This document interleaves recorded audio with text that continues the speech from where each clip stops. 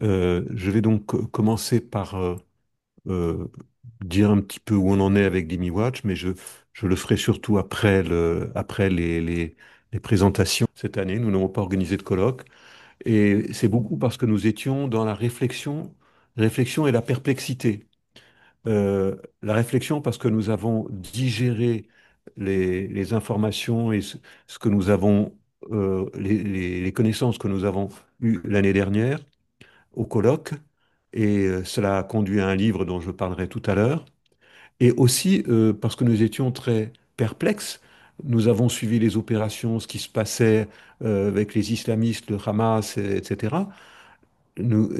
Mais nous avons vu une vague d'antisémitisme, et d'où est-ce qu'elle provenait? Ça nous paraissait incroyable. Alors, on a pensé deux choses. On a pensé d'abord que c'était l'antisémitisme viscéral des islamistes radicaux, parce qu'on nous savons chez Jimmy Watch que les islamistes surfent sur l'antisémitisme. C'est leur fonds de commerce, si je peux dire. Mais d'autre part, il était évident que l'islamisme n'a pas pu apparaître le 8 octobre ou même le 7 octobre. Vous connaissez tous le livre de Eva Illouz, le 8 octobre, mais c'est pas ce jour-là qu'il a apparu. Il fallait bien se rendre compte qu'il était déjà là. Et cette réflexion nous a amené justement à interroger ce soir les deux intervenants, euh, qui sont René Frégosier et Jean-Yves Camus, pour interroger l'ensemble du champ politique. Euh, nous avons, c'est un peu à ne pas s'y retrouver, parce que on voit des expressions d'antisémitisme à gauche qu'on qualifie d'électoralistes, mais si c'était électoraliste, pourquoi l'extrême droite ne surferait-elle pas dessus comme elle l'avait fait à certains moments? Euh, voilà, et c'est pour ça qu'il nous a fallu, que nous avons voulu, pour y voir clair, interroger les deux spécialistes que nous avons ce soir. Alors, j'ai cité Eva Illouz, je devrais aussi citer Pierre-André Taguieff, qui a fait un gros travail de défrichage des idéologies.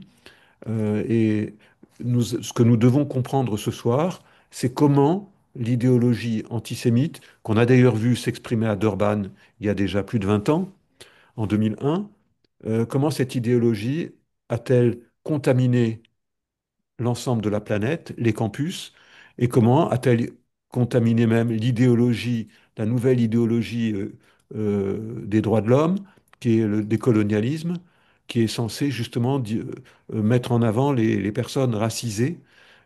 Comment est-ce que cette idéologie peut contenir des ferments de racisme? Voilà, je vais donc directement donner la parole à nos deux intervenants, et puis bien entendu d'abord à notre animateur. Et voilà, donc Antoine Mercier, je te Oui, donne la parole, et puis je te donnerai nos actions plus tard en fin de soirée. merci. Bonsoir donc à toutes, bonsoir à tous. Merci Alexandre d'avoir organisé cette soirée. Merci évidemment à Jean-Yves Camus, à René Frégosi qui ont accepté de nous apporter ce regard sur le thème choisi, que je répète donc ici selon l'intitulé, la formulation que nous avions trouvée: reconfiguration au pluriel de l'antisémitisme politique, droite-gauche et rupture post-7 octobre. Alors, ça, on le voit, c'est un thème qui est assez large, que chacun va pouvoir aborder comme il l'entend. Jean-Yves Camus, René Frégosi, après vos interventions, vous serez amenés évidemment à répondre aux questions des participants à cette séance. À tous ceux qui nous rejoignent, donc qui nous ont rejoints, je signale que vous pouvez d'ores et déjà réagir si vous le souhaitez, enfin en tout cas au fur et à mesure que se déroulera cette soirée, réagir pour laisser dans le chat de cette discussion un commentaire. Et tout à l'heure, eh bien, Martine Nassia nous fera part de vos réactions. On essaiera de faire une synthèse pour répondre à vos interrogations et aussi entendre votre position. Sans plus entendre, donc je donne la parole à nos intervenants. On commence par Jean-Yves Camus, politologue. Bonjour Jean-Yves Camus. Bonsoir. Dans votre travail de sociopolitologue, je dirais, vous êtes de ceux qui partaient du terrain, n'est-ce pas, pour réfléchir à notre situation. Vous observez donc ces reconfigurations de l'antisémitisme, notamment lors des manifestations qui se déroulent, très nombreuses, on le sait, en France. On l'a tous remarqué, hein, cette question palestinienne revient immanquablement dans les défilés qui se déroulent. Les signes, les revendications, les discours sont empreints de cette thématique.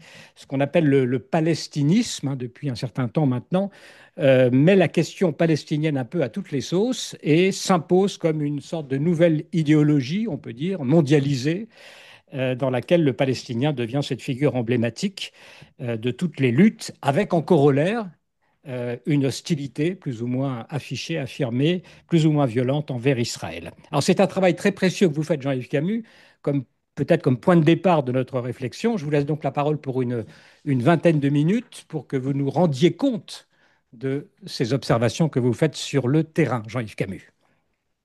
Merci tout d'abord pour cette invitation. Vous savez, ma carrière a un peu évolué. Mon laboratoire de rattachement est aujourd'hui intitulé Sécurité, Défense, Renseignement. Ce qui veut dire que, tout en continuant par ailleurs à produire sur l'idéologie, je m'attelle aussi, ça a été ma volonté, à regarder, si j'ose dire, au ras du bitume, ce que sont les mobilisations pour la Palestine, puisque tel est leur intitulé officiel, et de regarder le contenu de ces mobilisations, bien évidemment, de tenter un essai de synthèse sociologique des gens qui y participent, et aussi de voir quel est le modus operandi, puisque quand on travaille effectivement sur les questions de sécurité, on essaye aussi de voir comment les modes d'organisation des manifestations évoluent pour pouvoir ensuite trouver des réponses d'ordre public, puisque c'est désormais mon domaine, qui sont adaptées au maintien de l'ordre, puisque ces manifestations, et c'est une de leurs premières caractéristiques, sont conflictuelles. Elles sont conflictuelles avec les forces de l'ordre, elles sont éventuellement conflictuelles avec les passants qui peuvent se trouver dans l'espace de la manifestation et qui expriment leur mécontentement ou qui ont la malchance, de par leur identité et croisant les manifestants au mauvais endroit, au mauvais moment, d'être pris à partie. Bref, alors tout ça pour dire d'abord que ces manifestations sont prises tout à fait au sérieux par les autorités, en tout cas ici à Paris. Ensuite, ça peut varier selon la manière dont les préfets les abordent. Elles sont prises tout à fait au sérieux parce qu'elles sont souvent, presque à chaque fois d'ailleurs, l'occasion pour les manifestants de causer des troubles à l'ordre public, tels que caractérisés par le droit, des destructions de biens publics. J'en ai encore vu assez massivement lors des manifestations du 1er mai. Manifestations du 1er mai qui, ça va être mon point de départ, font partie de ces mobilisations que nous avons connues pour beaucoup d'entre nous comme mobilisation sociale sur la base de revendications liées à l'appartenance de classe, ou du moins à des revendications qui étaient des revendications salariales, professionnelles, euh, sociales au sens le plus large du terme, au sens où il y avait de la revendication d'un changement social et qui ont été confisquées au fur et à mesure que le temps passait par des revendications de minorités qui fournissent aujourd'hui le plus clair des contingents de manifestants et qui voient en fait chez ces gens qui appartiennent pour l'immense majorité d'entre eux au grand spectre idéologique des gauches, quitter le champ de la mobilisation et de la revendication sociale pour aller vers de la revendication identitaire, de la revendication genrée, bref, quelque chose qui n'est plus ce que nous avons connu jusqu'aux années 2000. Je rappelle que les manifestations du 1er mai ont une histoire qui est une histoire liée à celle du syndicalisme, liée à celle des revendications sur les conditions de travail, sur le salariat, etc. Je les ai connues telles, beaucoup d'entre vous les ont connues telles, encadrées à l'époque par des centrales syndicales puissantes, par des partis politiques de gauche qui avaient encore, du moins pour certains, une boussole, et par des services d'ordre militants qui étaient, on va dire, assez réactifs et assez pointilleux sur les éventuelles intrusions dans le cortège de revendications qui n'étaient pas labellisées par les organisateurs. Plus rien de tout ça n'existe. Plus rien de tout ça n'existe. Il y a deux types de mobilisation aujourd'hui. Les mobilisations purement identitaires, dont euh, la quintessence m'est apparue il y a 15 jours lors de la manifestation, guillemets, contre l'islamophobie, en l'occurrence contre l'islamophobie d'État, disaient les organisateurs, qui a réuni à Paris un nombre de manifestants qui n'était pas extraordinaire, mais qui avait une particularité. C'est qu'en fait, d'abord, c'était l'État français qui était attaqué. Donc, d'une certaine manière, ces manifestations, cette manifestation, comme d'autres, sont des manifestations anti-françaises. Et d'autre part, dans ces manifestations, qui, encore une fois, ne sont pas des manifestations sur la question palestinienne, si on regarde l'intitulé du dépôt en préfecture, mais une manifestation contre l'islamophobie, terme que je récuse, mais c'est autre chose. Eh bien, il n'y avait en fait qu'un drapeau. C'était le drapeau palestinien sur le mode de la forêt de drapeau, avec quelques variantes qui pouvaient être alors algériennes, tunisiennes, euh, syriennes, libanaises, tout ce que vous voulez, mais manquait quelque chose, c'était le drapeau français. C'est-à-dire que personne parmi les manifestants ne s'avisait de dire c'est d'un point de vue français que je conteste l'attitude de l'État face à l'islam et aux musulmans. Et d'ailleurs, vous avez remarqué que dans les jours qui ont suivi la manifestation, une controverse est née sur les réseaux sociaux, puisque quelques internautes, plus exactement quelques adeptes de Twitter, ont fait remarquer à la France insoumise, qui était largement à l'origine de cette manif, qu'il n'y figurait aucun drapeau français, et subitement, quelques heures après, on a vu une petite manipulation par l'IA nous montrer une manifestation où les drapeaux français abondaient. Mais écoutez, j'habite Place de la Nation, donc je suis au point de départ ou au point d'arrivée d'à peu près toutes les mobilisations, deux drapeaux français sur pratiquement 3 heures de présence continue, à l'avant, au milieu, à l'arrière du cortège, je n'en ai pas vu. Et c'est quelque chose qui me paraît extrêmement inquiétant. La seconde constatation que je fais, c'est qu'il en est de même pour toutes les mobilisations. Je vous parlais du 1er mai. Le 1er mai 2025 était très largement, non pas une manifestation contre la réforme de retraite, non pas une manifestation contre les plans sociaux massifs qui continuent de mettre sur le carreau un nombre appréciable de citoyens, c'était une manifestation confisquée par la cause palestinienne. Et qu'on ne me dise pas que c'est ainsi depuis le 7 octobre en réaction à la manière dont l'État d'Israël réagit à l'attaque terroriste dont il a été victime. C'est un processus qui date de bien avant,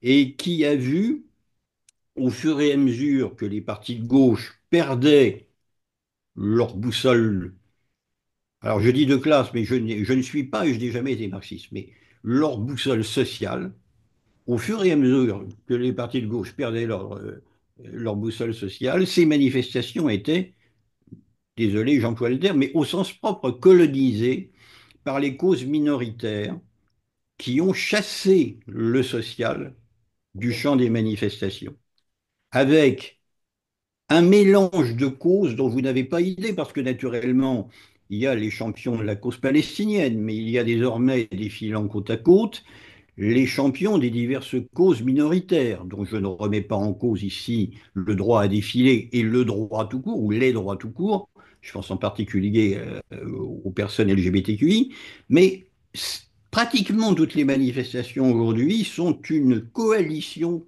assez exotique de minorités où viennent se greffer, alors les Kanaks, très présents avec leur petit badge Azerbaïdjan, ce qui donne quelques idées quand même de la configuration, les décoloniaux, les membres très actifs des comités Adama Traoré, qui ont un rôle moteur dans tout cela, les soutiens du terroriste palestinien, enfin libano-palestinien, Georges Ibrahim Abdallah, qui sont au cœur des manifestations et qui, eux, ne sont pas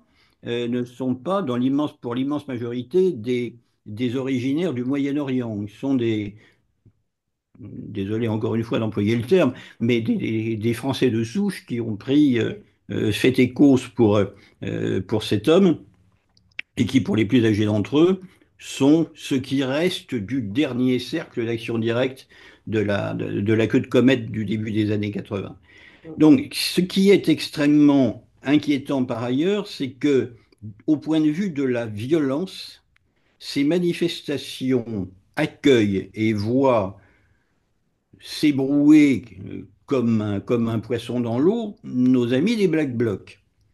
Ce sont eux qui m'intéressent au point de vue du maintien de l'ordre. C'est eux dont j'essaye de voir le modus operandi.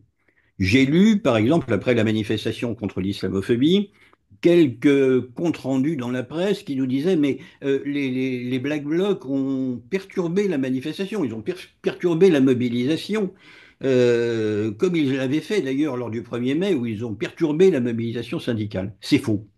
C'est faux pour une raison. C'est que les Black Blocs, je viens de le dire, évoluent dans les manifestations comme un poisson dans l'eau parce que l'ensemble des manifestants les laisse faire. Autrement dit, prenons un exemple, une manifestation à laquelle j'ai assisté, lors de laquelle, vous vous en souvenez peut-être, un gendarme mobile a reçu dans le dos, je précise dans le dos, un cocktail Molotov qui l'a gravement brûlé, gravement blessé. C'est un militant Black Bloc qui lui a lancé ce cocktail Molotov. Ça se passait à 5 mètres de moi, donc bon après, on croit ma parole ou on ne la croit pas. Mais à ce moment-là, s'est posé le problème suivant. Que fait la foule? Que fait la foule des militants, pour la plupart syndicaux, pour la plupart d'un certain âge, pour la plupart certainement animés des meilleures intentions? Que fait la foule face à cet homme et à ceux qui protègent sa fuite? Bien, ce que j'ai vu, c'est très simple. Il contribue à protéger sa fuite. Ce que j'ai vu lors de la manifestation contre l'islamophobie, c'est un groupe de 20 jeunes gens et jeunes filles qui, par exemple, prennent sur la voie publique des poubelles pour les conduire d'un point A à un point B, et pour un point B y mettre le feu, de manière à établir un barrage qui fixe la manifestation et leur permette de continuer à semer le désordre. Que font les gentils manifestants qui sont autour? Eh bien, ils les laissent passer. Ils devraient normalement, si c'était des citoyens voulant porter une revendication pacifique, s'y opposer. Et les services d'ordre syndicaux devraient les chasser. Ils n'en font absolument rien. Ils ont les moyens de le faire pour les services d'ordre syndicaux, mais on a l'impression qu'en fait, les Black Blocs font partie de la famille. Alors je précise une chose importante, les Black Blocs ne sont pas un mouvement, au sens où le NPA est un mouvement, au sens où Révolution Permanente est un mouvement. Les Black Blocs, c'est une configuration j'allais dire manifestatoire, que des éléments de la mouvance anarcho-autonome adoptent pour non pas porter une revendication, ils ne distribuent rien, mais pour semer le désordre et s'attaquer à la propriété publique, les abribus, etc., à la propriété privée, les commerces, les succursales de banque, les succursales de compagnies d'assurance, etc. Donc, cette violence pseudo-révolutionnaire, elle devrait entraîner une réaction de la part de ceux qui se trouvent autour pour une autre cause. De réaction, il n'y a pas. C'est-à-dire qu'on a, et ça c'est très important pour savoir où on est la gauche, un vide sidéral de la revendication. On a une cause qui est portée, en l'occurrence la cause palestino-progressiste ou palestino-tiers-mondiste ou palestino-indigéniste, mais finalement, et ça c'est très intéressant quand je suis les manifestations depuis 30 ou 40 ans, il n'y a plus de littérature. Certains d'entre vous en souviennent. Quand on allait à une manifestation militante de gauche dans les années 80-90, étaient en vente des quantités de journaux, étaient distribuées des quantités de flyers, des quantités de tracts, etc. Ce qui caractérise les manifestations palestino-progressistes, pour en prendre le terme de Pierre-André Taguieff, d'aujourd'hui, c'est qu'il ne s'y distribue rien. Il n'y a que du slogan et de la vocifération, et à la limite, la manifestation est silencieuse ou pratiquement silencieuse, et c'est le drapeau palestinien qui est le seul vecteur du message. Il y a quand même des slogans, peut-être Free Palestine, ou est-ce que vous entendez ça ou pas? Je le vois graffé sur les murs, Mhm. et encore, c'est le plus soft des slogans que je vois graffés sur les murs. Outre les slogans pseudo-situationnistes qui fleurissent, l'un des derniers que j'ai vu, c'était au mois de mai, boulevard Diderot, était En mai, fais ce qu'il te plaît. 3 points de suspension. Tu es un flic. En mai, fais ce qu'il te plaît. Tu es un flic. C'est une revendication de 1er mai. Je vois pas le rapport. Alors évidemment, non pas scandé, mais toujours écrit de la mer au fleuve, qui est assez omniprésent. Pour le reste, oui, nous sommes tous des Palestiniens un peu, mais il y a très peu de slogans finalement. Et On comment, a, comment se passe le défilé, enfin au niveau de ceux des, disons, des musulmans qui viendraient là et des Français de souche, comme vous dites? Est-ce que c'est un mélange ou est-ce qu'il y a des groupes, est-ce que c'est repérable les acteurs de ces manifestations? il y a des groupes affinitaires. Il y a des Hmm. groupes affinitaires. Il y a le groupe affinitaire Urgence Palestine. Il y a le groupe affinitaire Hamid Georges Ibrahim Abdallah. Il y a le groupe affinitaire Black Bloc. Il y a évidemment le NPA qui défile derrière son drapeau. Il y a Révolution Permanente, qui est un autre groupe trotskiste très intéressant et très actif, qui défile sous son drapeau. Et puis, il y a une masse. Alors, il y a évidemment l'équipe Capcho, Euro-Palestine, BDS avec ses t-shirts. Et il y a une masse. Et ce qu'il y a d'assez intéressant, c'est que cette masse, elle agrège de manière assez inclusive des musulmans qui portent les signes visibles de leur islam rigoriste, mais qui ne sont pas majoritaires. Non.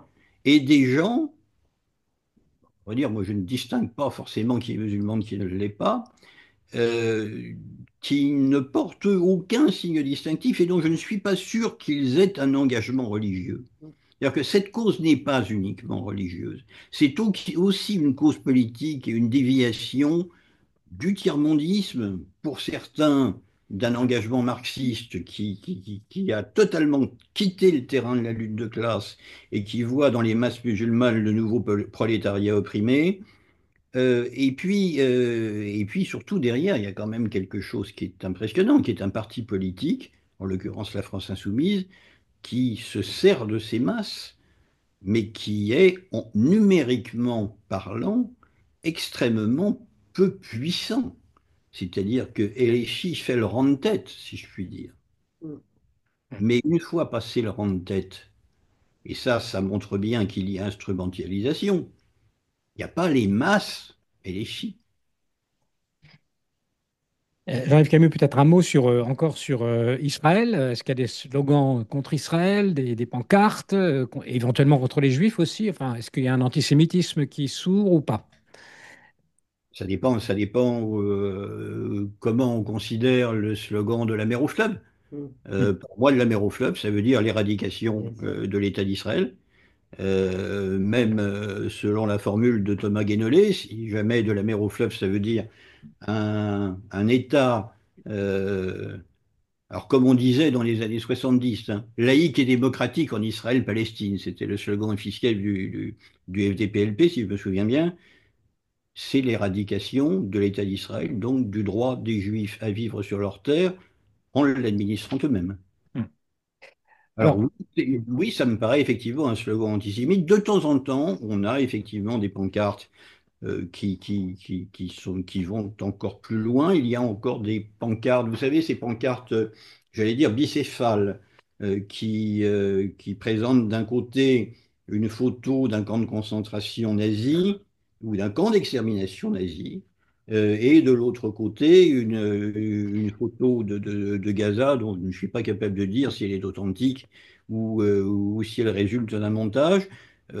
Alors, la répression qui a fait des progrès conférés le décret de dissolution en cours d'urgence Palestine, la confirmation de la dissolution du comité palestinien à Toulouse, fait que ces gens se sentent quand même un petit peu sous pression et qu'il y a une retenue par rapport aux slogans que j'entendais dans les manifestations de 2009, qui ont été, à Mm. mon avis, le point culminant de la présence islamiste organisée et des slogans antisémites.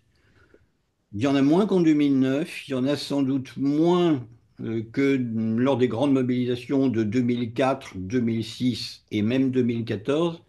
Mais enfin, honnêtement, on sent bien quand même que l'atmosphère générale, le ton est donné, alors par Urgence Palestine, très clairement, Mm. euh, et par LFI, et quand on regarde les déclarations des dirigeants de LFI, je pense à celle de Thomas Part récemment, enfin, il n'y a pas photo, passez-moi l'expression, il n'y a pas photo, c'est-à-dire qu'il faut être aveugle et sourd pour considérer que les slogans ne sont que des slogans antisionistes. Et depuis le 7 octobre, vous constatez que quelque chose a changé, s'est transformé, devenu plus virulent, ou c'est la Non, continuation? évidemment, nous Ouais. sommes, depuis le 7 octobre, nous sommes tous des génocidaires. C'est-à-dire que nous sommes tous, en fait, la réincarnation de ceux qui ont tué nos parents et nos grands-parents. Jean-Yves Camus, on arrive à la fin de votre intervention. Quand même une question, parce que vous êtes aussi un spécialiste de l'extrême droite. Je cite votre dernier ouvrage aux éditions du Seuil il y a une dizaine d'années, je crois maintenant, Les droites extrêmes en Europe, avec Nicolas Lebourg. Donc, vous avez parlé de ce nouvel antisémitisme de gauche dont on parle beaucoup. Est-ce que ça signifie que l'antisémitisme d'extrême droite, selon vous, en France, est résiduel, si vous me passez l'expression, du côté de l'extrême droite, en quelques Alors, mots? nous avons une difficulté à le mesurer parce que les partis politiques que j'appelle de droite radicale organisent très peu de défilés et très peu de grands événements. C'est-à-dire que nous avons des difficultés énormes à mesurer la manière dont, par exemple, est perçue dans la base militante les déclarations de Jordan Bardella, de Marion Maréchal, de Marine Le Pen, de Julien Audoul, etc., etc. Un certain nombre d'études, pas si vieilles que ça, y compris celles de Fondapol, montraient que le niveau de préjugés antisémites s'établissait aux alentours de 13% chez les sympathisants du Rassemblement national. Mais c'est 13%. J'allais dire, ça n'est que 13%. Ce serait très bien si c'était 1%. C'est 13%. Mais quand on est à LFI, on arrive à des niveaux qui dépassent les 50%. Donc à un moment donné, comme en politique, il faut définir l'ennemi. De ce côté-là, je suis assez schmittien, et je m'en excuse par avance. Mais la politique, c'est la définition de l'ennemi. Il ne peut pas y en avoir deux à la fois. Donc, ici et maintenant, dans le cadre politique qui est le nôtre, l'ennemi, je dis bien l'ennemi, pas l'adversaire, c'est celui que je viens de désigner. Une fois qu'on aura éliminé celui-là, une fois qu'on aura fait face à celui-là, on pourra s'occuper de l'autre. Oui, Hmm. on peut effectivement être en désaccord. Je ne souhaite pas la victoire de ces forces politiques. Je ne vote pas pour elles. J'ai avec elles des désaccords sur lesquels je ne m'étendrai pas, qui sont liés notamment aux restrictions de liberté religieuse qui nous seraient inévitablement imposées s'ils arrivaient au pouvoir. Mais aujourd'hui, et tout en m'opposant à eux dans des combats précis, dans des écrits, dans des articles, la pression que je ressens sur la vie juive en France Oui, émane de la gauche radicale. Hmm. oui. Merci beaucoup, Jean-Yves Camus, pour toutes ces précisions. René Frégosi, bonsoir à vous également. Vous êtes Bonsoir. philosophe, politologue, et vous venez donc de publier aux éditions Intervalle ce livre intitulé Le Sud global à la dérive, sous-titré Entre décolonialisme et antisémitisme.